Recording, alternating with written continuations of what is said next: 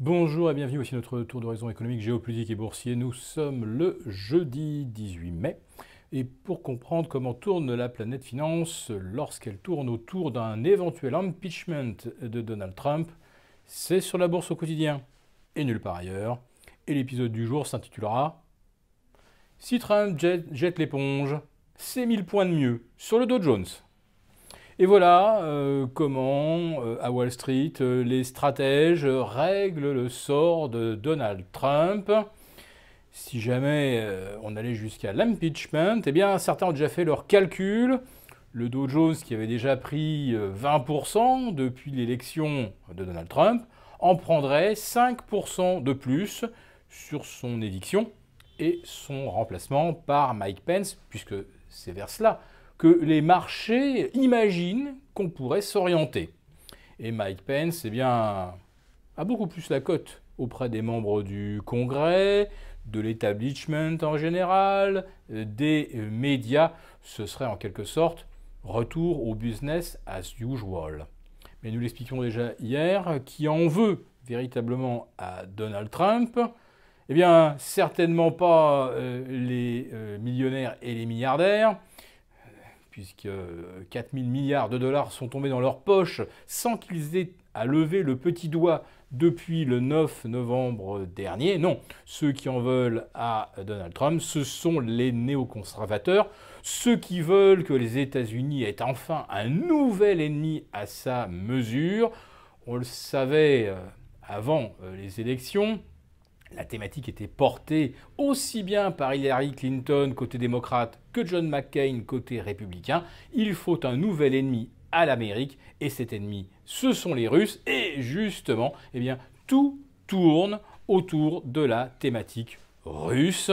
Alors, les enquêtes sur Michael Flynn, les soupçons de collusion entre l'entourage de Trump, voire Trump lui-même et des membres du Kremlin, et puis Trump qui cherche également une solution au Proche-Orient avec les Russes, alors qu'il faudrait au contraire se méfier d'eux comme de la peste puisqu'ils soutiennent Bachar el-Assad. Bref, on a bien compris quels étaient les protagonistes et quels étaient les enjeux. Quant à valider l'idée que le départ de M. Trump permettrait au Dow Jones de gagner 1000 points de mieux, au S&P d'aller chercher directement les 2500, au Nasdaq de se hisser vers les 6500, franchement, nous n'y croyons guère. Mais ce qui compte, c'est que certains le croient encore, parce que quand on a du papier à sortir, il faut quand même trouver des pigeons pour l'acheter. Alors hier, nous avions, pour la première fois depuis l'investiture de Donald Trump, proposé une stratégie baissière sur le Nasdaq en achetant des ETF bear. Nous n'avions pas de signal baissier, naturellement, pas plus sur le Nasdaq d'ailleurs que sur le S&P. C'est juste que nous avions un Nasdaq plus suracheté que le S&P. Et maintenant, nous avons véritablement un signal de rupture à la baisse, une explosion du VIX qui a pris 45% hier soir, qui s'est retrouvé propulsé de 10,80 vers 15,60. Là, véritablement, il s'est passé quelque chose, il y a un véritable séisme. Un séisme d'ailleurs qui pourrait bien être mis à profit par Wall Street pour mettre encore plus la pression sur Donald Trump. Alors, qu'il pactise avec les Russes, ça va encore, mais si on se met à perdre de l'argent en bourse, mais où va-t-on? Alors on oubliera bien vite que M. Trump a permis de gagner 20% sans lever le petit doigt, on ne veut surtout pas en reperdre. Ou alors si, éventuellement 5-6%, si ça peut aider à le pousser vers la sortie, et que derrière Mike Pence fasse remonter Wall Street en ligne droite. Tiens, au fait vous avez observé, mais ça nous vous le disons souvent, Wall Street perd, allez, 1,5%, 2%. Regardez combien perd le CAC 40, l'Eurostoxx, le DAX. Une nouvelle fois, quand ça baisse à Wall Street, ça baisse du double en Europe. La mécanique est toujours la même. Lorsqu'il y a danger de correction sur les indices américains, eh bien, on vient se faire de la liquidité sur les marchés émergents et sur les actions européennes. On le fait d'autant plus volontiers que l'euro s'est hissé hier au-delà des 1,1150. Autrement dit, si on avait acheté des valeurs européennes en début d'année quand l'euro était à 1,07, on a 4% de gains matérialisés rien que sur la devise. Ça aussi, c'est tombé du ciel sans lever le petit doigt.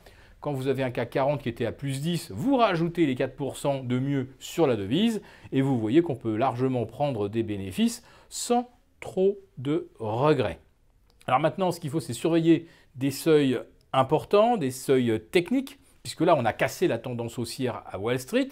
Est-ce que l'on va aussi valider un signal de baisse moyen terme? Tout l'enjeu est là.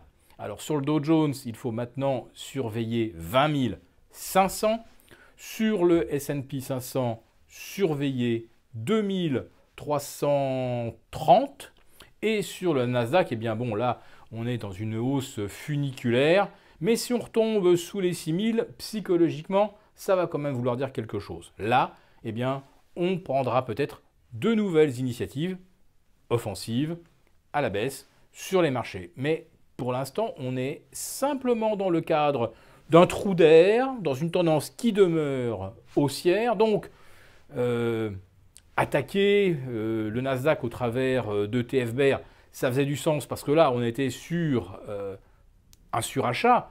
Sur les autres indices, pour l'instant, on va juste revenir tester la base des canaux ascendants. Donc, ce n'est pas encore aujourd'hui que l'on verra les signaux se matérialiser, d'autant que demain, c'est la journée des trois sorcières, et là, tactiquement, il y a tout intérêt à soutenir, quoi qu'il en coûte, les indices boursiers, parce que si le Nasdaq, lui, a déjà reperdu tous ses gains du mois de mai, les autres indices pourraient bien reperdre tout ce qu'ils ont gagné depuis la précédente journée des trois sorcières du 21 avril. Donc là, on soutiendra les cours.